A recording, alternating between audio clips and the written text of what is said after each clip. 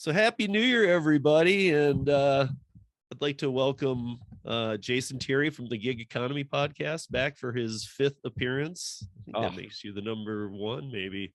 Guest appearer.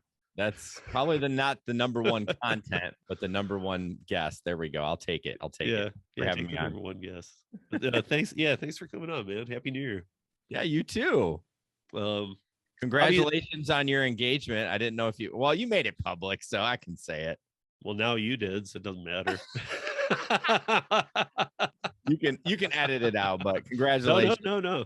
I'm happy for you and Marissa. Yeah, thanks, man. Yeah, I mean, it was crazy. It was a crazy weekend. I'd been, just between us, she knows this too. Well, I guess not between us because everybody's gonna hear it. I mean, you can cut it out. We can no, screw it. I don't mind. Okay. But yeah, I mean, so I was planning on asking her for a while, and it was funny because you asked me a while back about it. I remember you were like making a joke or something. I think it's because you noticed her last name was hyphenated and was Edens Johnson. Yes. And you were like, what is going on? Yeah, I was very. And it was kind of, and when you said that, I was already planning it. So it was kind of like, it's weird you're asking this because I already had, but I didn't have a plan of when or anything. I just knew it was going to happen. Okay. And I absolutely didn't have a plan for it happening New Year's Eve, but it just happened. Okay. Yeah. I like that. Yeah. I mean, that's kind of what it had been, though. I knew it was going to happen. I had no idea when. I was kind of waiting for the moment. Yeah, I mean, and I did it, and we did it on New Year's, so that's kind of an awesome anniversary, you know. Yes, it is. Yeah, so one you can't forget. Well, no, that's not your wedding anniversary, so yeah, that's true. But it's one of those anniversaries you got to remember, though, and it makes it really easy that it's New Year's. True. Right. So that all happened too during the state of Boulder County, which I'm sure you're watching and up to date with a little bit. Yeah, it's scary stuff, man. I saw a video of a Costco where they were evacuating and they walked out and it was just smoke everywhere. Like, I was having anxiety watching the video. Oh my God, man. Target went up, Elements Hotel went up in flames. Like, I mean, it is, and it's not Boulder. So they said Boulder County, but it's like all of the towns that surround Boulder. Except for Boulder didn't really get it too bad. But Louisville, Lafayette, Broomfield, like they all got torched. I mean, do they know the cause of it? What started it? Well, so it's funny you ask, because Marissa had told me, because she lives up there, and she had told me that she was driving by all these fields that all summer hadn't been plowed, that normally kind of are or somewhat or bailed up and whatnot. And they were just like way overgrown. Everything's been so dry here. But so we just kind of figured there was 115-mile-an-hour winds that day. Whoa. Yeah. That's why when I hear like hurricane force winds, like we've had 120-mile winds out here in Longmont that flipped airplanes over. Good Lord.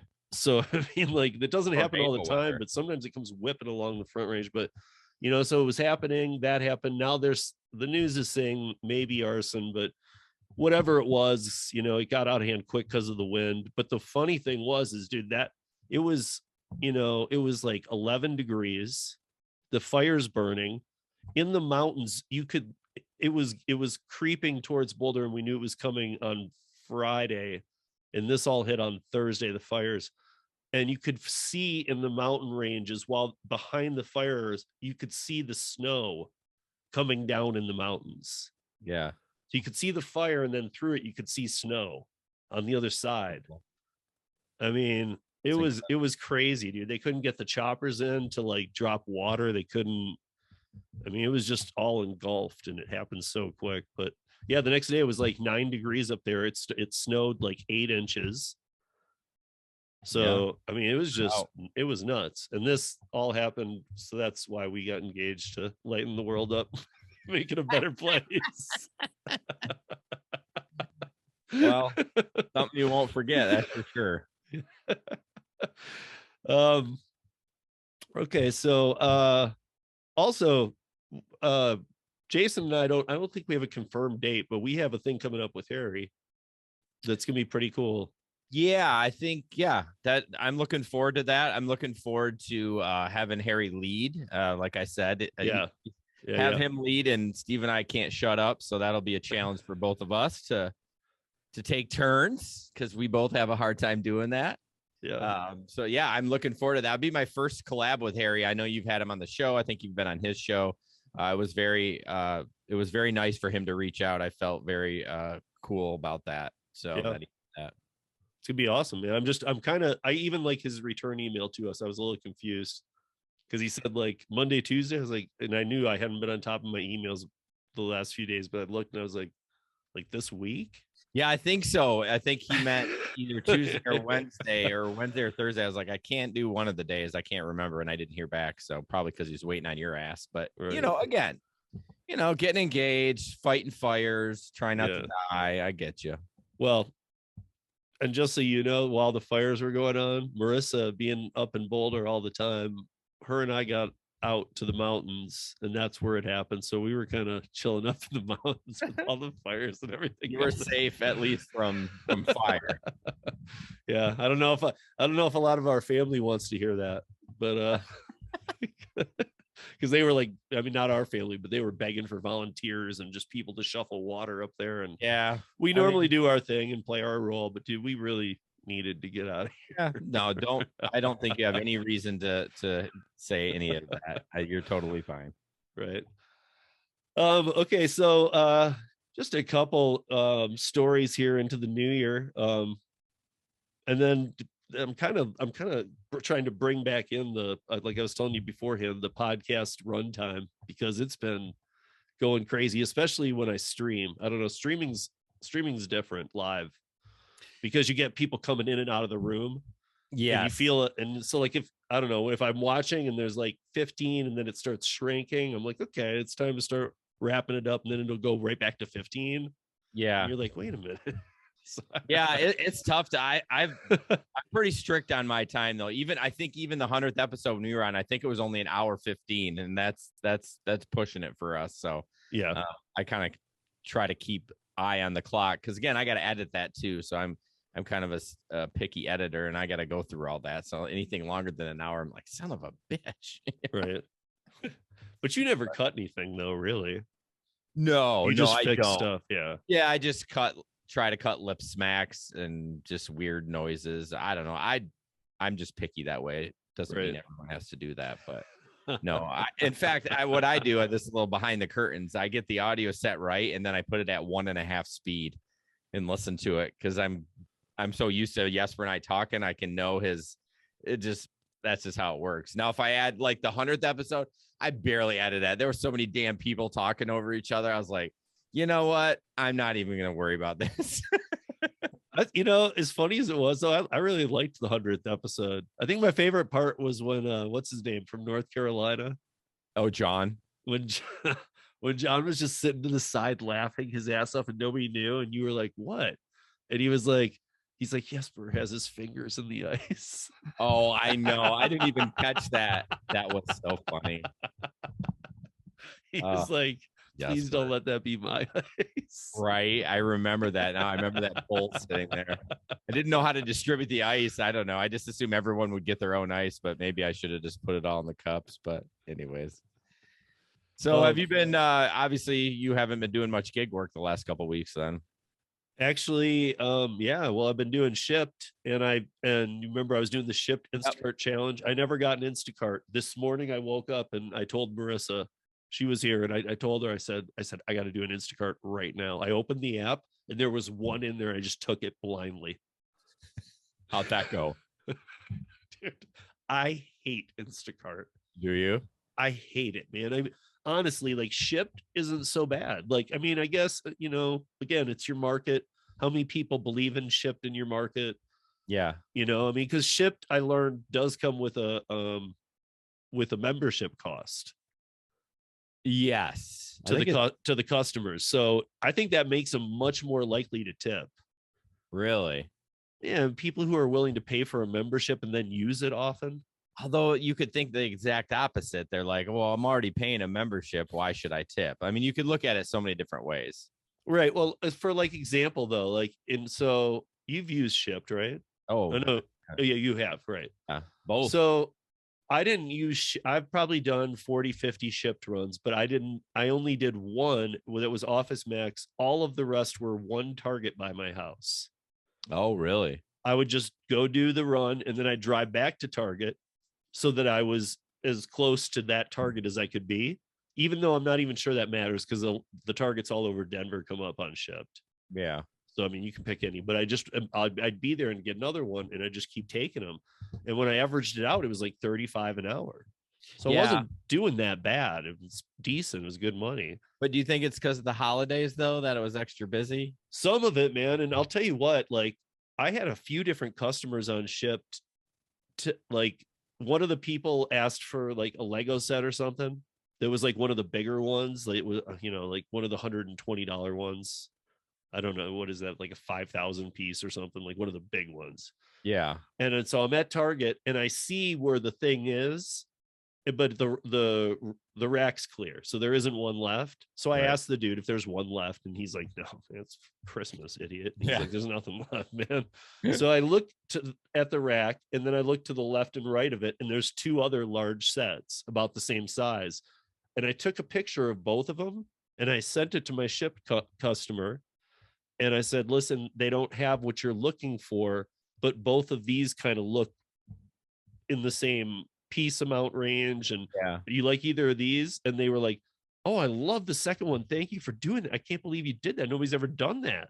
And I was like, yeah, no problem. And so I got that instead. And the whatever it was like the shipped fee plus a $10 tip. At the end of the day, they changed, like 6 hours after I delivered it, they changed the tip to 40, so added 30 to it. Damn. Because of that 1 minute I took out of my day. Right. Yeah. So I point this out because to gig workers who are always just pissing, moaning, and kicking the can down the road, like stand positive, and some human interaction when it's needed. Yeah. Can go a long way, man. Yeah, I think I know what you're saying about the bitching, because that's all you see online. You very rarely see anything positive. And I just think people get burned out on stuff. You know what I mean? You may have gotten that point when you did Shipt for a year and you're like, you know what, screw this. But no, I agree. Trying to go the extra mile for the customer, especially a tip-based kind of gig. I mean, I think that's important. Doesn't always pan out that way, but as long as you feel good about yourself and you did the right thing, then I think you're good with that.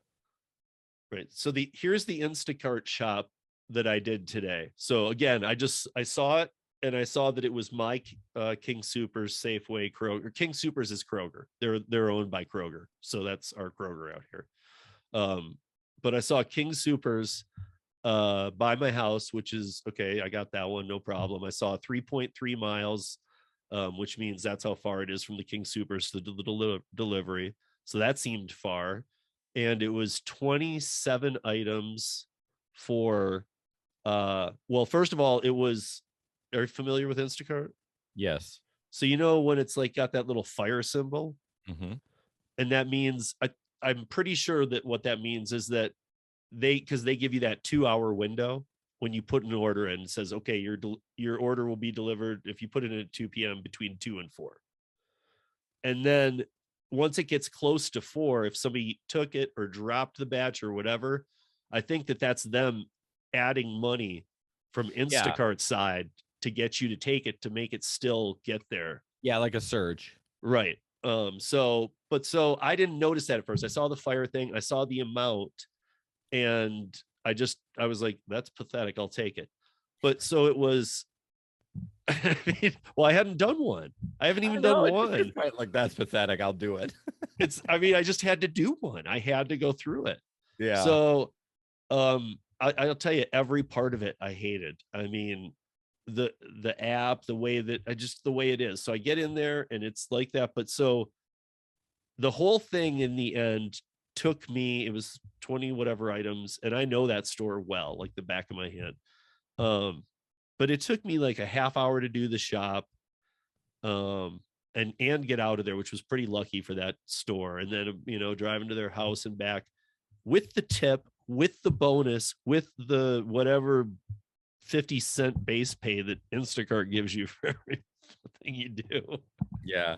By the way, Instacart, new sponsor of Rideshare Rodeo. But honestly, it was like, I can't remember. It was like $12.59, and it had a $5 tip. You're kidding me. So $7.59 from Instacart for their base pay plus the surge thing, and the surge thing was more than the base pay. So it was like $3 plus $4.35 plus $5. Oh my gosh, dude. What am I? Well, that's horrible. Me? Who even does that? If I after it, because I was only doing the one and I had other things to do, so I came back home. So from me leaving my house to going to the store, which is only a couple miles away or a mile away, to go into the house, the shop, the house, and then back to here was an hour. Okay. I got paid $13 for an hour, but had they not tipped and had there not been a surge on it, I would have made $3. No, really? Or $3.50. I can't remember what the base pay was. It was pathetic, dude. It was, dude. I can't believe it's that low. Like, yeah, who would do that? I think that on the last radio show we did, I told you that I saw one in there when I was trying to grab them. That was at a different King Supers that was like $4, no tip, 52 items. Oh my gosh. Yeah, I think, aren't they like batching them together so it makes it look like it's more? So it's yeah, like, most of the things are, it says 2 or 3. Yeah. So it's double or triple stacked. But dude, even that, then you got to do all kinds of different math because you got to do 3 deliveries. You got to keep them separated. Yeah, it's not worth it. Right. So I don't know who's doing this shit still. Like as a gig worker, like well, that's what I was wondering, man. Like, is this so? Okay, maybe you'll think this too. Like, is this people putting in, like, people who have used Instacart a lot and know this and put in the bare minimum with no tip and go, well, nobody will take it, and when it doesn't, they'll raise the price and Instacart will pay the difference and I'll get my groceries. Maybe. I mean, do you think somebody like even like an Instacart shopper, let's say, maybe an Instacart shopper who quit, stopped doing it, noticed, dude, all you have to do is put in $4. They say it'll be here in this 2-hour window. As soon as it's not gonna be, they'll raise the price to make sure somebody gets it to you. But then you're just kind of a piece of shit. There's that many people out there. Like, to me, I'm tipping regardless. It's, yeah. I mean, if it's terrible service, I'm not going to tip as well. But I mean, it's still a service. You are still doing something for somebody. I mean, but I just don't understand people that can make money on Instacart. No, but I mean, like, if they, I don't even know, man. Like, even if they add money, so what? So if they added $6 to that 4, I still wouldn't have done it. If you added 16, I wouldn't have done it. Yeah. I mean, it's $20 for 53 items and however far it was. And that store is not my closest. That would have been like an hour and a half. So right now I'm doing Walmart deliveries, and their minimum, and I think it will go down. It's just new in our area. The shop and deliver, where you're like an Instacart shopper or a Shipt shopper. Before it was just you'd pick the food up from Walmart and just deliver it. You were just the delivery person. Right. But right now the minimum is $20. So for any shop? Any shop. So it could be, now they'll add more if it's a big one, but like I've had orders for 2 items for 20, and I've had orders for 27 items for 20. And that's not bad. I can do 40 an hour, $40 an hour. Now that will go down. By the time I circle back next year for gig work, that'll be down. It'll be like $10 minimum. But right now, I'm digging it. Yeah. Well, I think Shipt, from what I was watching, what you were asking, I think Shipt is just good. I mean, maybe it's not as good, but I mean, a lot of the things that we're getting were just basic needs for people. I mean, for one person, it was just paper plates, toilet paper, paper towels, and I made decent money. It was like they just needed all paper products.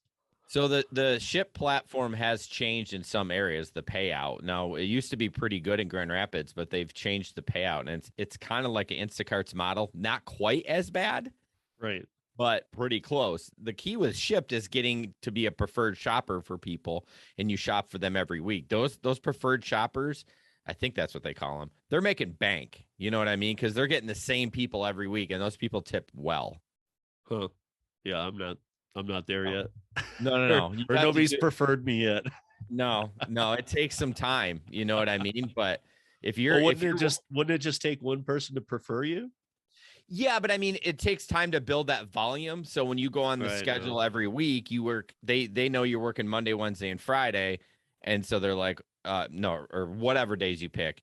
And you work those 3 days, and all of a sudden you got 10 people that day that you get repeat every Monday, every Wednesday. And then they usually tip well. So obviously you can unprefer somebody too. So if somebody like, oh, you're a great shopper, but didn't tip, you can be like, yeah, I don't want to shop for you anymore. So that's weird. I haven't picked up any, I've seen them, but I haven't picked up any chefs.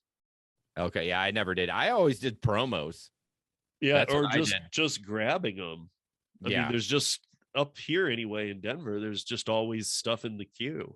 There's always stuff in there to grab. Yeah. And again, it could have been the holidays or what, but yeah, there's definitely not that here. But anyways, so sounds like you like Shipt, Instacart. Well, I mean, I can make more on curry. Yeah, but I would put it above a lot of other apps, at least right now with what it pays. But like you said, it went down. I mean, is that going to happen here? Because it sounds to me like you're even surprised how little Instagram or Instacart paid me. Yeah, I was like shocked as in like you make more doing Instacart there, and that's how much they're paying here in Denver. I mean, that just doesn't work. Yeah, again, I want to talk to an Instacart shopper that's doing this for work. Like, do you know something? Is there a back door of pay that you're getting or something? Like, I could see if you like, we always joke about in the group being a top dasher, right? And for DoorDash is kind of a joke as a top dasher. Like, if they had that for Instacart, I can see striving to get that to get more money. Like, let's say you get 20% more per order. Okay, I mean, I could see that, but why are you doing it for $4? I don't know. You can't even drive there for $4. I think the only way that you can make money now is like you were saying, the stacked orders. And I think that when you do that, it's just another mind game. It's like you don't have time to really break down, is that worth it? Because you hit it and then you see 3 houses, some miles, and you're like, yeah, I'll take it. I wonder if there's I know there's bots that have been out there that grab the routes, but I wonder if there's bots out there that monitor like surge and stuff like that, so that maybe that's why you're only seeing the shitty ones. Because when you go on there, everything else has been grabbed by, I don't know. Like I use Gary Middleton's stuff, and it doesn't grab it. Well, it kind of grabs it for you. But I mean, I filter out all the garbage basically, and I'm wondering if they have that for Instacart. Right. I don't know how Instacart still has the bots. They're like the only platform too. Like other platforms, people have tried the bots, but Instacart like can't get away from them. People keep doing it. It's got to be a super easy platform to code, must be, or something, because people have been able to get in there and figure it out. I don't know. Yeah, I just never even understood the bots. I don't know if you remember, and I know some listeners will, but the bots, then you can have like friends. You can like friend somebody on Instagram and buy orders. What? Well, what do you think those bots are doing? They're not just collecting them for one person. There's then people who resell them. Like in quick time, must be. Well, here's what I learned, because I was wondering that too. Like, dude, how even if it was like in Bitcoin or something, how is somebody doing these transactions? And what it is you subscribe to somebody. Mm-hmm. And if you're subscribed, they'll get you batch orders and the prime picks and all this stuff. And if they go down, they just create another channel kind of thing. Wow. I did not know that. Well, I mean, that's where else would the bots be taking them?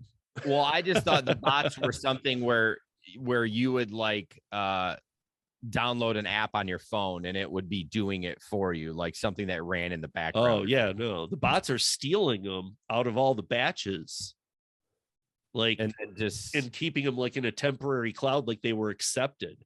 Interesting. And then dishing them out quick to subscribers and stuff. Wow, that's pretty shady. I know, right? And like, why can't Instagram fix this? I mean, like, the bots have been unable to penetrate all the other apps. Like, yeah, I don't know. It's way above our pay grade. Yeah.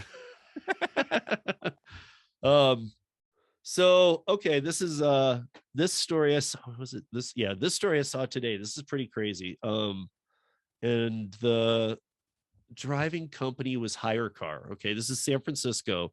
Um, so cops release door to badly maul Uber driver who's missed rental payment. They released what? The dog, like I a heard cop door. dog. I heard And door, and I was like, wait a dude, the minute. guy's arm is ripped from here to here. He's got stitches. His whole body's all screwed up. He is a mess, man. Wow. And they were claiming that the car was stolen, but it was rented through Uber from Hire Car. Oh no. He had all the paperwork. He's like, I drive for Uber. I've got my I rented this from Hire Car. Here you go. And then they still got the dogs on him. He was an immigrant. Okay. And so yeah, I think that if the cops think it's a felony, they're going to treat it as that if it's a stolen car. You know what I mean? It's Hire Car. How would it be? Yeah, I know, but I'm not defending the cops. I'm not. I'm just saying you got to give them a little grace, because if they're going in, all they can know what dispatch tells them, right? This car is stolen. They get those cops. That's the problem. They go into these situations, they get the bare details. They don't know anything about it. Now, right. I don't know. Was there video on it or not? Yeah, there is. Okay. I'm just curious what words were spoken before they released the canine. It's on Apple, and here, let me see if I can just play it. But yeah, as the dog tore the flesh from Ali Badar's right arm, the Egyptian immigrant, and the Uber driver yelled over and over, what I did. For more than a minute, the San Ramon police dog named Dexter gripped the driver's arm, whipping its head back and forth. Officers worked to handcuff Badar as he wailed in pain in that moment, captured on dashboard and body cam video. Badar was unarmed, barefoot, and not resisting. First of all, he shouldn't have been driving barefoot. I think that's the least of his problems. That's why they rousted him. I don't know. But was suffering is suffering grievous and permanent injuries. Bader had rented the car through a company servicing gig workers. Was treated as a potential car thief in late December 2020, and then violently attacked by police, or 2021, violently attacked by police despite posing no apparent threat. He said the car owner had reported the vehicle's. Oh, Hire Car is one of the ones where the owner rents it to you. Yes. Oh. Yeah. Okay. I don't know even how to respond to that, because. Well, I mean, it's still the same thing, right? But it's like an Airbnb. I mean, if I put my house up on Airbnb, I can't. Airbnb has got the renters back. Like if I call up and called the police and said, "Hey, there's somebody in my house." See, that's different with the houses because of the squatting and the eviction. Like it's a little different than a car. Well, but even if they come up to the door and the person answered and said, "No, I rented this through Airbnb." Right. Then they could get Airbnb on the phone. Airbnb has a team, I'm sure, that can talk to a police officer and say, "No, that is under our rental contract. I can fax it over to you." Yeah. But at that point, it's a civil matter. So going back to the car thing, you're right about the dog, though. Those dogs are trained to not rip people to shred. He's screwed up. It's from the shoulder to the hand. Yeah, they're there to secure the person, and once he stops resisting, they're not there to like thrash around. So the guy's gonna get some money from that for sure. Right, he won't be Uber driving anymore. No, he'll be in the Bahamas with his millions of dollars from the whatever police department that was. But either way, it's like I do feel bad for the cops because they get they get just minimal information, and they're supposed to make a decision off that. I know, man, and I actually, I was telling Marissa and I like talk about this. I have some friends that are cops around here from when I ran the bars that used to help us out. They'd work, late night shifts at the door in uniform. We'd pay them cash under the table. Yeah. just for around closing time for a few hours, like 40-50 bucks an hour just to sit there. Yeah. With our door guy. But I mean, so I don't have a bad taste about cops. I actually happen to know a lot of good ones. So I mean, there's you know what? There's good people, there's bad people, and there's more bad people than good people. So probably the same thing with cops, everybody. It's like there's good cops, there's bad cops. There might be more bad in your area. I don't know. Yeah, I mean, it's a law of averages. I don't think there's more bad than good cops. Right. It, like in my area, that's not true at all. In fact, I will be honest, I'm yet to meet a bad cop. Yeah, move to Chicago, the south side of Chicago, though. Right. Well, like what the I don't think there are cops there anymore. Yeah, I know. I think they've exited. Jeez Louise. But yeah, moving on to this. This is hilarious. You'll love this. So here's the title of the Forbes article that I was looking at. It's 2022. Where are all the flying cars we've been promised? So when I started Uber Lyft drivers, it was 2019. Then it was 2021 that all of them would be going. The eVTOL. Then it was 2022. Now they're all, a few are saying 2023, but what I found really interesting about this article was that who was the one company that said no, and specifically got very detailed in this article. I'll put it in the show link so that other people can see this too, but if you want to read this article, it's pretty cool. But it was like Hyundai. Okay. Hyundai says its eVTOL experts say that nothing, not even anything beyond basic testing in a small location will happen before 2028. For them? For everybody in eVTOL. Really? Yep. They've said that the earliest application that could be accepted outside of perimetered areas from the FAA is 2028. So you're saying EV, or are you talking autopilot? No, EV, electric vertical takeoff landing. Oh, I'm sorry. Gosh, you kept saying it kind of flying cars. Yeah. Oh, okay. God, that's I think 2028 is too early for that shit. Right. But this has been a promise that every year I talk about. I put stories out. Really? I say, hey, it's 2019. I'm like, it's not going to happen. And I keep saying this, and they keep pushing it 1 year. Well, all of them are pushing it one more year. This is the fourth time. 2023. And Hyundai is the only one saying, nope, 2028 at the earliest. And that's if things get mastered and the FAA pushes it through. Why are people even talking about that, though? We can't even get drones in the air to deliver packages yet. Well, that's why I'm going to post this article, because it even talks about like how right before the new year, all of these companies fell in share stock. And then that includes like Joby Air, which bought Uber's eVTOL department. Okay. So, when they bought that, there was a lot of buzz like, oh, they're going to be taking off with it now. It's going to really get going soon. And it's just one of those things where I was watching all these investors and I'm like, do you know there's not a prototype out there? Yeah, this is just like a fantasy. I mean, there is prototypes, but I mean, the ones they take to shows that are the big black shiny ones and look like pimped out like limousines and stuff of the air, those aren't even the ones they're testing. Of course. Those are just like a form that might not even work to fly. They're just making look sweet. And then the ones they do take out are just having all kinds of issues. And I've always said, dude, the FAA is not just going to let people go whip around in the air, dude.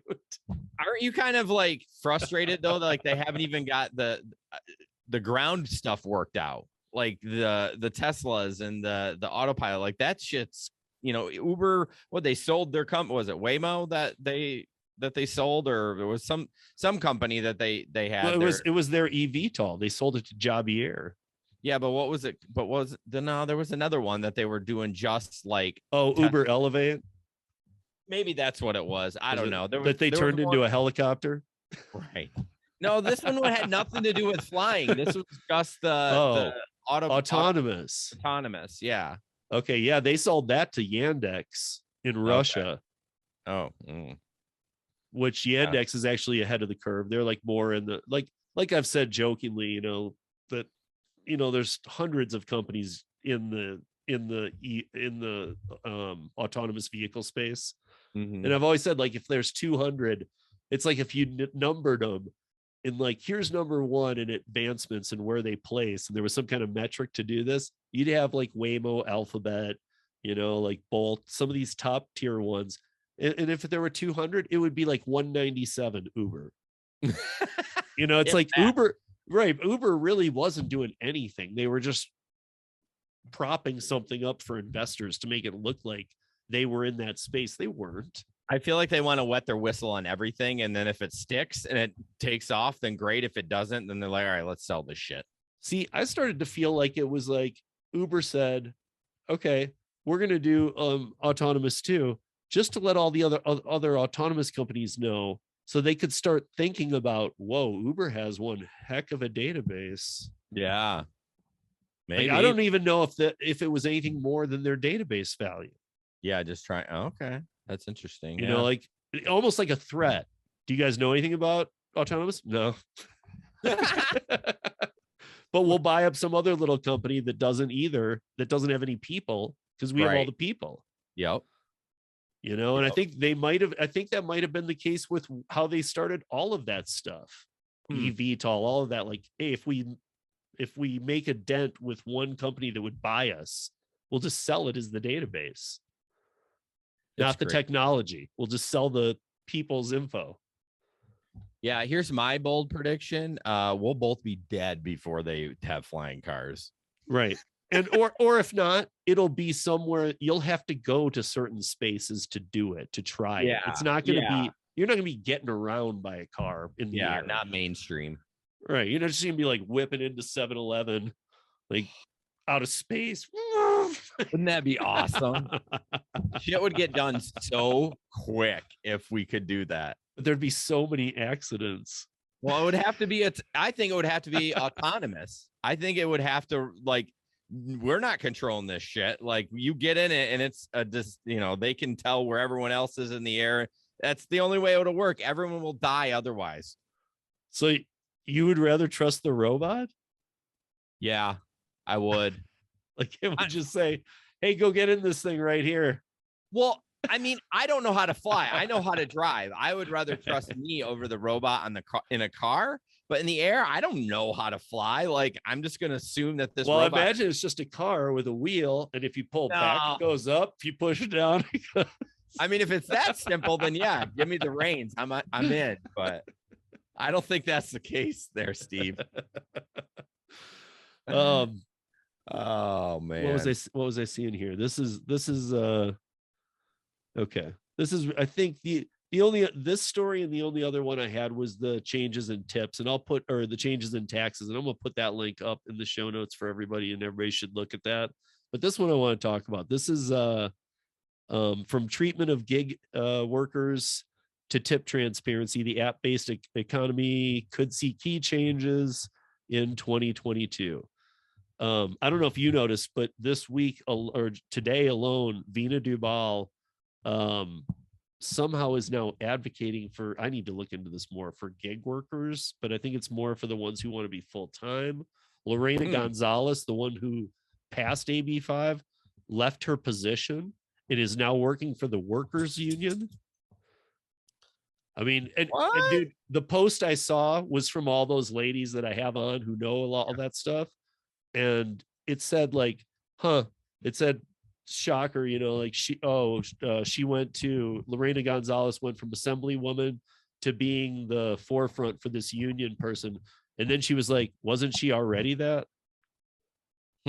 Like, she was already in their pocket, and we all knew this. And now she quit her state assembly job to be full-time dirtbag. Money talks. I mean, they're probably like, we're going to pay you this much. Full-time dirtbag. Well, I mean, it reminds me of this, man, the more and more I talk about it, it just reminds me of the cigarette industry. Like when you and I grew up. Yeah. You remember how, like, they always say, big company or big box or all that kind of terms now. Like when you and I were growing up, it was the cigarette companies. They were just raking in the money. They weren't being taxed right. They were just raging money. And that was at like, probably, I don't keep up with it, but I know they're expensive. Probably about a third of what a pack costs now. Yeah, I think they're like $6-7 a pack now. Right, or more. And I think they would, like, when you and I were growing up, they were probably like 3, but they were probably making more on that 3. Yes. Because the government wasn't taking 8 or whatever they're doing now. No. Yeah, they were big time back then. Remember all those ads for everything? Right. You couldn't turn anywhere without seeing a cigarette ad. Oh man, if you go back in the 1960s magazines, there's like pregnant women smoking and the doctor approving it. He's like, just calm down, have a cigarette, like have a Marlboro. Like, it's like, have a cigarette. Who even smokes, dude? I've never smoked. My parents smoked all through their life. They quit later on, but it's so gross to me. Like, I've never even taken a hit off a cigarette, but yeah, I don't understand. Being in the bar industry all those years, I've seen so many people who smoked it. And when the first time I'd see them, if I know them as regulars or whatnot, I'd always be like, really? No, it would shock me because they just didn't strike me as the type. Yeah. Now it's know like, them or something. It's like, no. If you're like my wife and I walk around and someone's smoking, I'm like, those fuckers, like, oh, gross. Like you're out for a date and you have to walk through somebody's cigarette smoke to go into the restaurant. I'm like, oh, gross. Yeah. Oh yeah. Dude, I seriously remember going to Las Vegas with my grandfather from Michigan.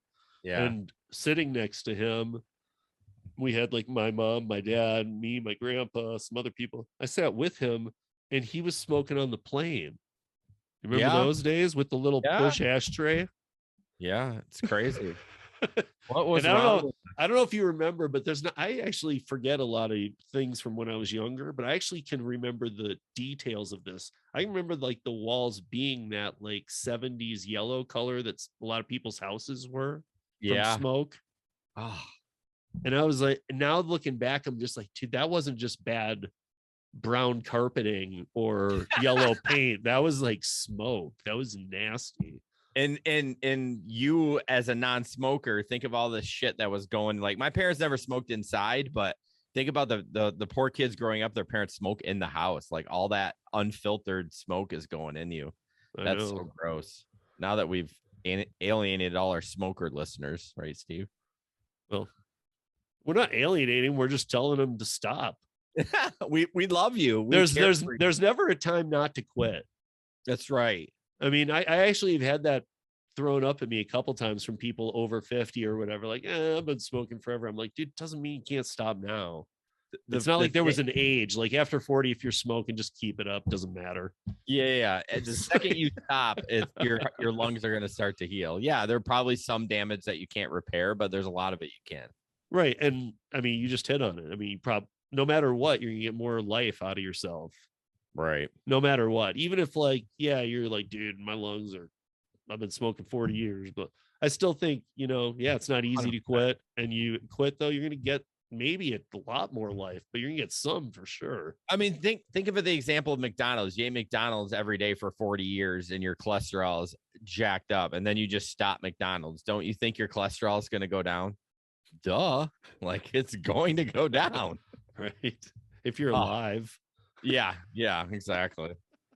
My gosh. So about this article though, it's actually talking about all the states that are now pushing for the AB5 laws. I mean, here we are at the very start of the year, and boom, here's the portion. Vina Dubal, a professor at UC Hastings College of Law who studies the gig economy and has sided with gig workers, said efforts that have been going on for a very long time could finally come to a head in 2022. Now that statement right there alone is very confusing, because when it says Vina Dubal, the professor who studies gig economy and has sided with gig workers, that right there is not branding that comment correctly. Correct. Because we know 85% of the gig workers out there don't side with Vina. No. They want to meet independent. They're saying that, when they say has sided with gig workers, she's sided with 15% of gig workers. Yeah, it's kind of a broad statement with them saying that. But it's not even the majority. No. Well, of course they're not going to say that. That doesn't get people to click on it. I know, but that statement makes it sound like she represents the gig workers as a whole, Right. maybe like a couple not, but like almost like 97% she's got. And it's Yeah, like, no, exactly. dude, 15 she has, maybe. Yeah, maybe. That's probably generous. Yeah, I mean, nowadays, who knows? I mean, now there's more people kind of understand there's, like these virtual, like strikes that just, Yeah. you and I agree, they just don't do anything. And man, every time you guys do it, it's the platform recognizes it. Yeah. It's Instacart knows when there's going to be an Instacart strike, and they watch, man. And they're like, so they turn to their crew and they say, did you see any blip? Did we suffer 1 second of time loss? And they're like, nope, chief, went perfect. Like, it's like, and they're like, okay, the strike's over. It didn't do anything at all. Yeah. I would actually do that stuff if it did help. I would. I've said that on my show too. I agree. If it really would move the needle, I definitely, I mean, I am a full-time gig worker in the winter. I would even sacrifice an extra day off and be like, nope, I'm not doing any gig work today. You know what I mean? And right. I think if everyone did it, it would move the needle. Yeah, but what I've learned from like the people I've had on from AB5, like Kim Cavan's a perfect example out in New Jersey. So not AB5, but when she took down that law, it was like her and 2 other people. They weren't striking against something. They went down to City Hall and like pushed the buttons on their congressman. Right.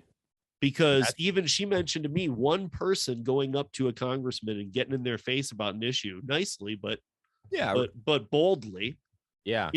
That congressman has to take you beyond seriously because you're their constituent. They don't know how many people you came there that day to represent. Right. They don't know how much influence you might have, social media, people, whatever. So they can't just treat it like, oh, here's one nutcase that wants me to change. They have to, that's what she was saying. They have to treat it like you could be 500 people. Yeah, I think emailing helps too. I mean, not just one email. I think if a lot of people email, it helps. Right. But yeah, I don't know if I'd be bold enough to go up to my congressman and talk to him and to his face, but I definitely would put a phone call in or an email. Really? You wouldn't? Nah, man. Like, I don't know. Like, I don't know. I mean, if I was going to take up the cause, I would. Yeah, I always feel I'm honestly, I have some insecurities around just not knowing everything that I should. You know what I mean? You see everything about you see all these people, these freaking out, these Karens and these Kens or whatever they call them, Kyles. You know what I mean? And some of the stuff like for politics, right? There's a guy I follow that interviews people that are at a Trump rally and basically talks them into circles, but saying normal things. And I just feel like I'd be one of those people. Like, I don't feel confident enough to go up to my congressman and just start like, going down these points, I guess. Well, but congressmen are different. And that's maybe she helped me feel a little bit different about this. Here's how she said it to me. Cause I kind of said the same thing as you. I was like, I don't know, especially like alone or just me and one other person. Right. Like, yo, come here. Like, and she's like, actually, that's exactly what you do. And, you just be very polite about it. But right. I live here. I'm in your district. And she's like, it's not like, a political rally. They absolutely will sit and talk to you. And she said, here's why, that because a lot of times they don't know what you're talking about. Yes. And so whenever I see these strikes, I'm like, you guys are all sitting at home doing nothing, not working the platform. That's not helping. Right. But if you did something like this, it doesn't have to be this, but it seems like a good method. She said that, if you go down there and get in their face, a lot of times if you say, hey, listen, we're gig workers, we don't want a law that makes us have to be W-2. Right. If it does, I'm not going to drive for Uber anymore. And every driver I know is not either. Yeah. That kind of comment, she said, can go a long way because the congressman now looks at you and might say, I'll get into that. Let me get your info. But then he turns to his helpers and his aides and says, what is this? And they say, well, there's a bill on the table that's trying to push that everybody has to be a W-2. And all of a sudden he's thinking, well, the only person I've heard from is the guy saying he didn't want it, who took a day off driving and probably just gets by. Yeah. Who came down here to say, listen, no. Yeah, that's a really good point. I never thought about that. You're right. He probably has no idea. Right. Because I mean, think of all the things that come across their table, dude. Oh. I mean, so they literally, I always think of it, until she said that, I don't know why I used to think of it like, yes, they know. They have enough aides and stuff. They know, but you can't know everything. No, and if it's not hot for them in their area, they're probably not going to know about it until someone brings it to their attention. Right. And that's what she was getting at. And she said, whether or not the unions have already hit your state and started hitting these congressmen and senators, she was like, even if they've already talked to them and said something about it, you coming to them is the more important one than the union person, even with the millions of dollars and stuff behind them. They're still like, wait a minute, you don't like this? Right. And then it's like, no, I not only do I like it, I'll quit. Right. And then they start doing, how many gig workers do we have in the state? And they're like, 1.5 million. And they're like, okay, well, we're not doing that. Yeah, they don't realize the impact that would have on a lot of states. You know what I mean? Right. So I guess my point on that is, if you're going to strike, it doesn't have to be that way that we were just talking about, but yes, do something that does something impactful. Yeah. And don't email the company, because that's not going to do anything. No, start bringing other people involved. Yes. And thinking that just the turning the app off is not because there's your neighbor right next door, turn the app on and saying, screw it, I'm going to go work today. You know what I mean? And I respect them too. They got to make money. I totally get it. And maybe they're not as passionate as you. So don't be mad at them because they got to go pay their bills. Maybe do something that can make sense. Or honestly, maybe they don't watch YouTube, listen to podcasts, watch much news, and they don't even know there's a strike. True. That's actually a good point too. We're giving everyone a ton of credit that they knew everything was going on, but you're absolutely right. I mean, maybe they just watch their 6 o'clock news every night, and that doesn't make that news. You know, so if they're just doing that at the end of a day, they very well might not know about the strike. What is your thought on going to the news, actually, now that you've brought that up? Like, you're like one of us and say, hey, this is kind of going on in our area. It's something you might want to talk about, because they're always looking for shit like that. You know what I mean? I think the problem is that most news has got some kind of union backing. Oh, okay. So you'd take them the story and you'd probably even get it. That's really interesting. Let me get back to you. And then they'd take it to, they might not know. And they'd take it to the editor, and the editor would be like, man, we're 50% supported by that union. You are not doing the story. True. But there's always some sort of media out there, you know, that could help. I mean, look for a blue check mark of somebody in your area on Twitter. You know what I mean? You just never know. So maybe more nonprofit, you know, like smaller news type stuff. And then hopefully a bigger paper picks it up. But I'm just saying that doesn't always get in the front of the eyes of people. Right. Again, like, this is about that strike. Like, if you strike, I don't, like you and I being from Michigan, you know this, and I've said this before, like, if Ford Motors striked in the 50s and 60s, that was felt. Everybody walked out at the same time.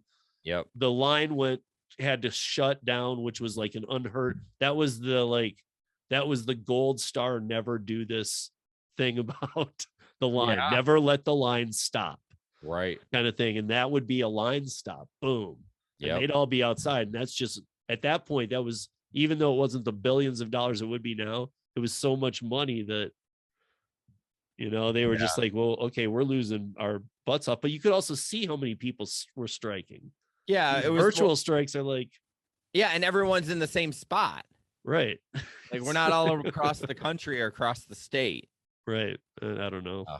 Well, now that we've solved all the world's problems. Yeah. So in 2022, guys, don't strike. Go mob your congressman.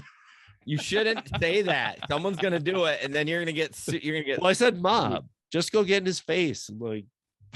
I would advise against that too. Just say, hey, Congressman so-and-so, can I talk to you, please?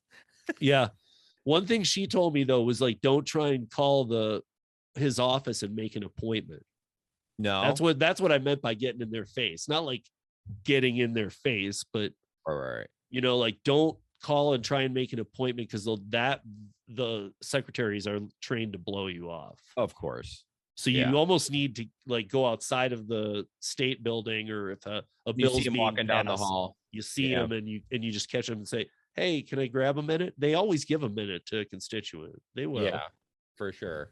Yeah, I didn't mean go get in his face or grab him physically. I know. I was although totally all my listeners should do that. Go grab your congressman physically and shake him. You're dangerous, Steve. You're dangerous. I'm just kidding. It's 2022. So to the congressman listening, listen if a rideshare driver comes up to you, or else he's gonna shake you. Sponsored by Instacart. Sponsored by Instacart's no fee. Like soon Instacart's gonna be it. Okay, you take this one. The guy's tipping $5, but you pay us $8. Yeah, pretty much. Yeah, and you got to drive your own car. Yeah, you pay us. Oh my gosh. Well, that's an hour, dude. That's perfect. I would like to get back on my time schedule thing. You should. I'm gonna keep you faithful to that. I'm gonna send you a text. This is good, man. This is good. Was like 90 minutes. So, but Jason, plug your stuff. Is it this week that you're on?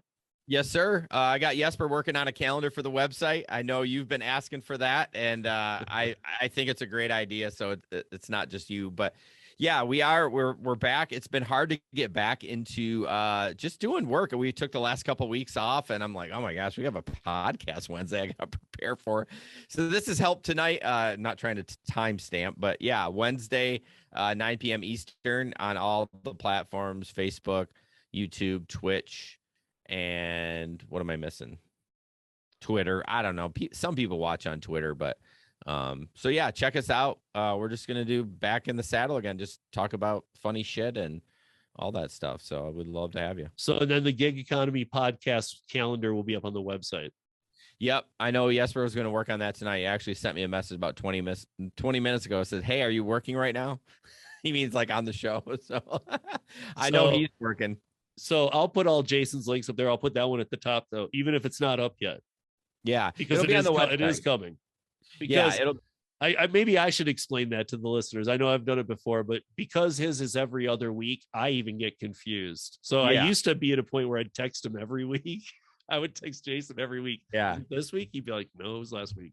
Dude, this week, yeah. I get so confused. I have it in my calendar with a reminder. Like it goes off on Monday. Like, hey, remember the podcast is this week. I'm like, oh shit, because it's true. On the off weeks, I don't have it very much to do. So yeah, every other week. Yeah. So awesome. So this drops tomorrow. So when you hear this, it's the next day. Jason is live, and then the following Monday, correct? The audio comes out. Yeah. The audio podcast drops for that session. But again, I always say join the live. It's more fun, but I love the live. That's why we live stream. I love people coming on. There's new people that come on and make comments, and that's what drives me. That's why it's like my favorite 2 hours of the month, because I get to sit down with Jesper and I get to sit down with my pals that are, you and people that populate the stream, and we check in on each other, and they have good questions and comments, and it's just a good time. Yeah, man. So the last thing that I kept before I'm gonna let Jason, if he has any other plugs too, but I think okay, well then the only other thing was that this was podcast number 100, but I'm not calling it my 100th.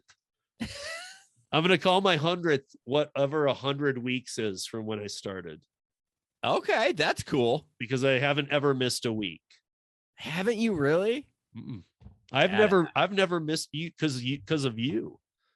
I've never missed a Tuesday drop. Oh, look at you.